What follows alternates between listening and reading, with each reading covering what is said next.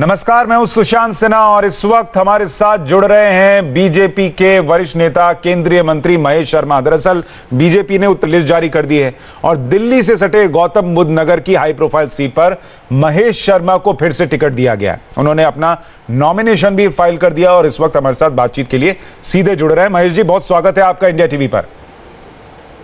महेश जी, पहला सवाल तो आपसे यही है कि आप सिविल एविएशन मिनिस्ट्री में रहे, पर्यटन संस्कृति मंत्रालय में भी रहे, क्या लगता है बतौर सांसद कहां खड़े हैं, उपलब्धियां क्या रही आपकी? मैं धन्यवाद देता हूं मेरी पार्टी के राष्ट्रीय और प्रदेश नेतृत्व, मेरे प्रधानमंत्री जी और मेरे राष्ट्रीय अध्यक्ष अमित शाह जी को कि उन्होंने मुझ पर विश्वास जताया है और उसके पीछे उनका आकलन है। पिछले 5 वर्षों में मेरी एनसीआर क्षेत्र की एक कॉन्स्टिट्यूएंसी है, एक अपेक्षा जो की जाती जनप्रतिनिधि से उपलब्धता, मैं समझता हूँ मेरी उपलब्धता लोगों के लिए बहुत सहज रही।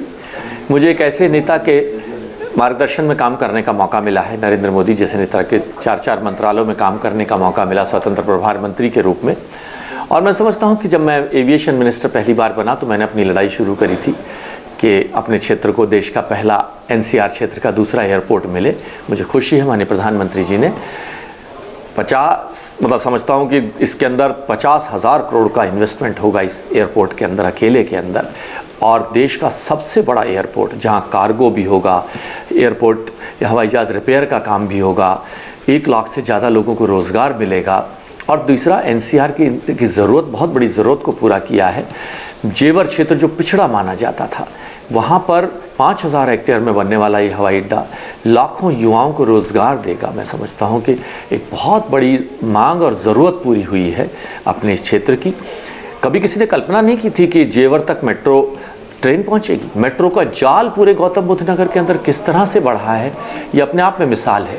ईस्टर्न पेरिफेरल वे के माध्यम से आप मेरठ की दूरी मात्र 45 मिनट और गुड़गांव मानेसर की दूरी मात्र 75 मिनट रह गई है। देश का पहला आज़ाद भारत का बोटेनिकल गार्डन हमारे क्षेत्र को मिला है। बिजली की ज़रूरतों को पूरा करने के लिए 12,000 करोड़ की लागत से भारत सरकार का टीएचडीसी के माध्यम से एक पावर प्रोजेक्ट हम लोगों को, हमारे क्षेत्र को मिला है। पहला हमारे साथ नेशनल म्यूजियोलॉजी इंस्टीट्यूट देश का हमारे क्षेत्र को मिला है। पहला फूड क्राफ्ट इंस्टीट्यूट हमारे क्षेत्र का हम गौतम बुद्ध नगर नोएडा को मिला है और जिसका शिलान्यास नहीं, हमने उद्घाटन किया है, उनको लोकार्पण किया है। ठीक है, तो सर कुछ बातें ऐसी भी सामने आ रही हैं कि आपकी सीट बदली जा सकती थी, इसकी वजह क्या थी? क्या इस बार पिछले बार के मुकाबले हालात मुश्किल है आपके लिए?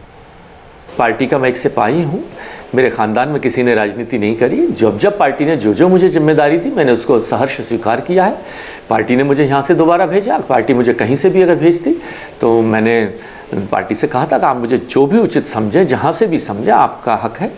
और मुझे खुशी है पार्टी ने मुझे दोबारा अपने इसी क्षेत्र से दिया है। मैं मानसिक रूप से तैयार था कि कहीं से भी मुझे चुनाव लड़ने के लिए कहा जाए। ठीक है, एक चीज और है सर कि इस बार चर्चा इस बात की है कि 2014 में तो मोदी लहर थी और आपने रिकॉर्ड जीत यूपी में दर्ज कर ली, लेकिन इस बार मोदी लहर नहीं है, ये विपक्ष आरोप लगा रहा है या कह रहा है, तो क्या बीजेपी को खतरा हो सकता है? देखिए, आपने जिस लहर को शब्द का कहा है, उस वक्त मोदी जी के इतिहास में था 15 वर्षों का मुख्यमंत्री पद का काल, जिसमें उन्होंने गुजरात को नई ऊंचाई तक पहुंचा दिया था। अब उसमें ये 5 वर्षों का कार्य जुड़ गया है कि देश को एक ऐसा नेता मिला है जो फैसले ले सकता है।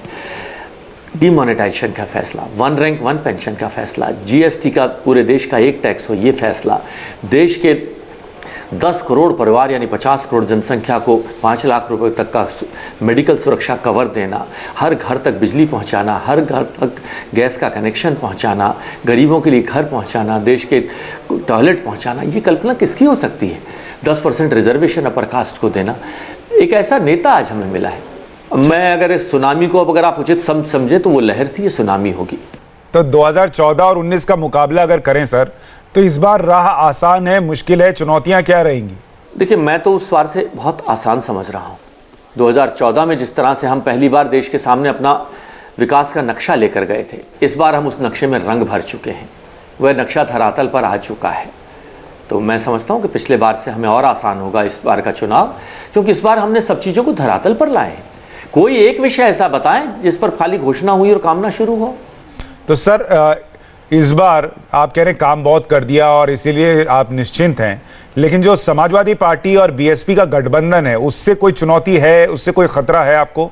देखिए, पहली बात तो मैं ये कह रहा हूं, ये जिस गठबंधन की आप बात कर रहे हैं, मैं समझता हूं मायावती जी एक भी सीट एमपी की नहीं है सपने प्रधानमंत्री बनने के, एक भी एमपी नहीं है, और कुल 35 सीटों पर लड़ रही हैं। उन्हें पता है कि 272 सीटें जिसके पास होंगी वही देश का प्रधानमंत्री बनेगा। चुनाव नहीं लड़ रही, किन कारणों से मैं इस पर नहीं कहना चाहूँगा, उनका व्यक्तिगत फैसला है। प्रधानमंत्री बनने के लिए एक प्रधानमंत्री एमपी तो होना चाहिए ना।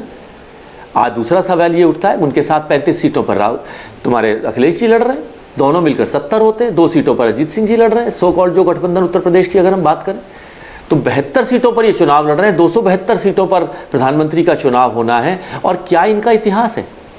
सिर्फ लूट खसोट भ्रष्टाचार फैलाना, ये इनका इतिहास है। चाहे मायावती जी की बात कर लें, चाहे अखिलेश यादव जी की बात कर लें, ये इनका इतिहास है। कांग्रेस को उन्होंने इस लायक भी नहीं समझा कि उस गठबंधन का हिस्सा भी बनाए। उनके लिए कह रहे हैं कि हम आपके लिए चाहो तो 2-4-3 सीटें छोड़ सकते हैं। एक दूसरे को आईना दिखा रहे हैं, ये एक दूसरे को आईना दिखा रहे हैं। एक कह रहा है मैं तुम्हारे लिए 3 सीट छोड़ सकता हूं, कोई कह रहा है मैं 7 सीट छोड़ सकता हूं। तो उन्होंने तो सर कांग्रेस को इस लायक नहीं समझा, लेकिन बीजेपी क्या कांग्रेस को और प्रियंका गांधी को इस लायक समझती है कि ये माने कि उससे बीजेपी को खतरा है यूपी में? देखिए, वो उनकी पार्टी का आंतरिक मामला है। प्रियंका जी इस देश की बेटी हैं, प्रियंका जी उस गांधी परिवार की भी बेटी है। आज भी गांधी परिवार अपने उस परिवारवाद की राजनीति, वंशवाद की राजनीति से बाहर नहीं आ पा रहा है। यही विडंबना है इस देश की, यही विडंबना है। और उसी विडंबना की कड़ी में एक और श्रृंखला जुड़ जाएगी। मैं ये पूछना चाहता हूं आपसे, क्या प्रियंका जी उस गांधी परिवार की बेटी नहीं थी? क्या आज नहीं है? क्या आगे नहीं रहेंगी क्या? और क्या वो अपनी राजनीतिक व्यवस्थाओं में अपने सुझाव, अपना जो भी कुछ कंट्रीब्यूशन कर सकती, क्या उन्होंने आज तक नहीं किया होगा क्या? तो इसलिए उनके आने न जाने से कोई बहुत बड़ा फर्क नहीं पड़ता। नहीं, लेकिन सर विडंबना तो ये भी है ना सर कि चुनाव आते नेता ऐसी भाषा का इस्तेमाल करते हैं जो कहीं से उचित नहीं लगता। एक वीडियो आपका भी वायरल हुआ सर, जिसमें आप प्रियंका गांधी के लिए कथित तौर पर अपमानजनक शब्द का इस्तेमाल करते हुए साफ दिखते हैं। माफी मांगेंगे उसके लिए आप? देखिए, मैं अगर मुझसे कोई गलती होती, मुझे क्षमा मांगने में एक भी सन्मुख को, एक होली मिलन का कार्यक्रम था और आप अपने उस वीडियो को दोबारा देख लें, मैंने किसी को शब्द नहीं कहा है। मैंने किसी के लिए, ना प्रियंका जी के लिए, ना किसी के लिए ये नहीं कहा कौन क्या है कौन नहीं है। मैंने सुनिए उस वीडियो को, मैं चाहूंगा देश दोबारा उस वीडियो को सुने जिसमें मैंने ये कहा है प्रियंका जी ये इस देश की बेटी हैं, गांधी परिवार की बेटी हैं। मैंने कहीं भी अगर सुनो तो मैं देश से क्षमा मांगने को तैयार हूं। मैंने कहीं भी ये कहा हो कि वो क्या है, मैंने किसी को नहीं कहा। मैंने किसी को ये नहीं कहा कि कौन पप्पू है कौन, मैंने किसी के लिए नहीं कहा। खैर, एक और बड़ी खबर आई सर कि सैम पित्रोदा जो राहुल गांधी के बेहद करीबी हैं, उन्होंने एयर स्ट्राइक के सबूत मांगे। इस पर आपकी टिप्पणी क्या है? देखिए, सैम पित्रोदा कौन है ये देश जानता है। ये उसी गांधी परिवार के पाले हुए हैं। आज वो सैम पित्रोदा नहीं है, ये राष्ट्रीय शर्म है। मैं कहूंगा वो शेम पित्रोदा है। देश के जवानों पर की नियत पर, उनके कार्यशैली पर प्रश्न चिन्ह उठाना देश की जनता उन्हें माफ नहीं करेगी। मैं समझता हूं यह शर्मनाक घटना हुई है। याद करें वो दिन जब इंदिरा गांधी जी के समय पर 90,000 सैनिक देश के फौजी उनको गिरफ्तार कर लाए थे देश में, तो इंदिरा गांधी जी के गले में माला डाली थी हमने। और वो याद करें कि उन पर प्रश्न चिन्ह उठा रहे हैं, उनके लिए जांच होने जा रही है कि उनका प्रूफ पेश करें। हमने तो प्रूफ नहीं मांगा उनसे। ठीक है, आपने प्रूफ नहीं मांगा सर, लेकिन उधर रामगोपाल यादव भी कह रहे हैं कि पुलवामा अटैक जो है वो जानबूझकर करवाया गया। सवाल तो उठ रहे हैं सर, आप सबूत क्यों नहीं देते? देखिए, रामगोपाल जी का मैं सम्मान करता हूं, वो एक इंटेलेक्चुअल क्लास पॉलिटिशियन है। मैं अपेक्षा नहीं करता हूं कि उन्होंने कोई ऐसा स्टेटमेंट दिया होगा। और मैं समझता हूं कि देश के शहीदों पर कुछ भी कहना, देश के जवानों पर कुछ भी कहना, पक्ष विपक्ष की राजनीति, स्वतंत्र एक ऐसे लोकतंत्र की अच्छी परिचायक है। लेकिन उस लोकतंत्र को अंदर पक्ष विपक्ष की राजनीति को इस स्तर तक ले जाना कि हम अपने जवानों पर प्रश्न चिन्ह उठाएं, मैं समझता हूं ये उचित नहीं है, ये शर्मनाक है। सर, जब लिस्ट आई तो बीजेपी के सबसे बड़े नेता माने जाने वाले लालकृष्ण आडवाणी का नाम नहीं था। गांधीनगर से उनको इस बार नहीं लड़ाया जा रहा। विरोधी कह रहे हैं कि बीजेपी ने अपने ही शीर्ष नेता का टिकट काट दिया, अच्छी विदाई नहीं की। देखिए, मैं समझता हूं कि आडवाणी जी हमारे अटल जी के बाद एक पिता तुल्य हमारे मार्गदर्शक हैं। पूरी पार्टी, हमारे प्रधानमंत्री, हमारे राष्ट्रीय अध्यक्ष जी उनका पिता के समान सम्मान करते हैं, मार्गदर्शक के नाते सम्मान करते हैं। आज 92-93 वर्ष की उनकी आयु हो चुकी है।